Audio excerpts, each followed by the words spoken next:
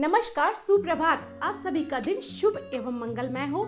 स्वरूप आयुर्वेदिक क्लिनिक के रोजाना के सुविचार के दिनचर्या की इस श्रृंखला में आज दिनांक 24 जनवरी 2021 को हम बात करेंगे कि वर्षा ऋतुचर्या क्या है और हम सभी को इसका पालन कैसे और क्यों करना चाहिए। तो आइए उसमें सबसे पहले हम जानते हैं कि वर्षा ऋतु क्या है। वर्ष के वो 2 महीने जो कि हिंदी के श्रावण और भाद्रपद के महीनों के नाम से जाने जाते हैं, जिन्हें आप इंग्लिश में मिड ऑफ जुलाई से लेके मिड ऑफ सितंबर तक का जो टाइम पीरियड है वो वर्षा ऋतु के नाम से जाना जाता है। अब बात करते हैं कि वर्षा ऋतुचर्या क्या है।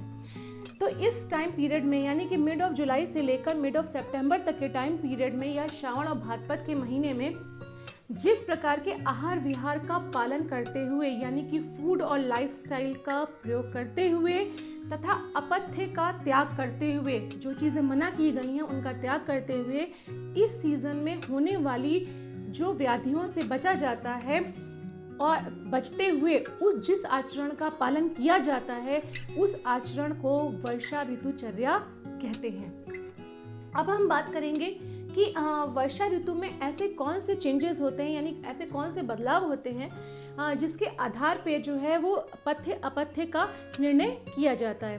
एक्चुअल में होता क्या है कि वर्षा ऋतु से ठीक पूर्व जो आदान काल की ऋतुएं होती हैं यानी कि शिशिर ऋतु, वसंत ऋतु, ग्रीष्म ऋतु, जिसके बारे में हमने पूर्व में जाना है, इन ऋतुओं में शरीर का बल जो होता है बहुत क्षीण होता है, दुर्बल होता है। व्यक्तियों के शरीर का बल दुर्बल होता है और व्यक्तियों के शरीर का बल दुर्बल होने से जो उनकी अग्नि होती है वो भी दुर्बल होती है।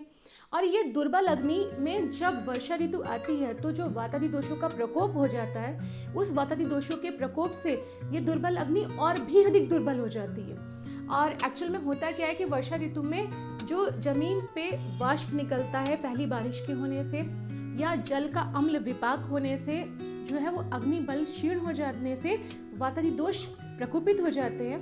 इसलिए वर्षा ऋतु के दौरान जो है वो साधारण विधि यानी कि तीनों दोषों का नाश करने वाली विधि का पालन किया जाता है। ऐसे आहार विहार का पालन करते हैं जिससे तीनों दोषों का नाश, तीनों दोष बैलेंस में बने रहें। तो अब हम बात करते हैं इस ऋतु में यानी कि वर्षा ऋतु में पालन किए जाने वाले पथ्य के बारे में।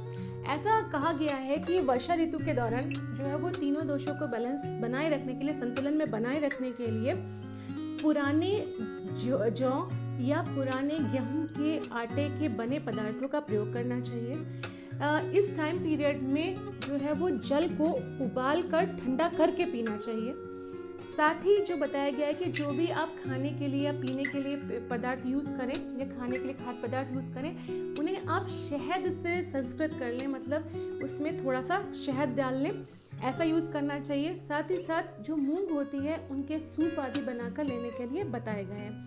साथ ही साथ ये भी कहा गया कि जिस दिन अगर बारिश हुई हो या बात अधिक बड़ी हुई हो, उस दिन जो है अम्ल लवण रस वाले पदार्थ को जो तेल आदि से स्निग्ध करके मतलब तले हुए पदार्थ लेने के लिए उस दिन बताया गया। ये तो हो गई पथ्य के बारे में यानी किस प्रकार के आहार विहार का हमें पालन करना चाहिए। अब हम बात करते हैं कि अपथ्य के बारे में, यानी कि वर्षा ऋतु के दौरान में किस प्रकार के आहार विहार का त्याग करने के लिए बताया गया है। तो इस दौरान में कहा गया है कि नदी के जल का सेवन नहीं करना चाहिए वर्षा ऋतु के दौरान। साथ ही साथ व्यायाम का निषेध बताया गया है, व्यायाम करने के लिए मना किया गया है। और इसके साथ ही साथ बताया गया है कि दिन में सोना नहीं चाहिए। यहाँ ध्यान रखिए कि सिर्फ ग्रीष्म ऋतु में जो है वो दिन में सोने के लिए, थोड़ा आराम करने के लिए कहा गया है, वर्षा ऋतु में दिन में सोने के लिए मना किया गया।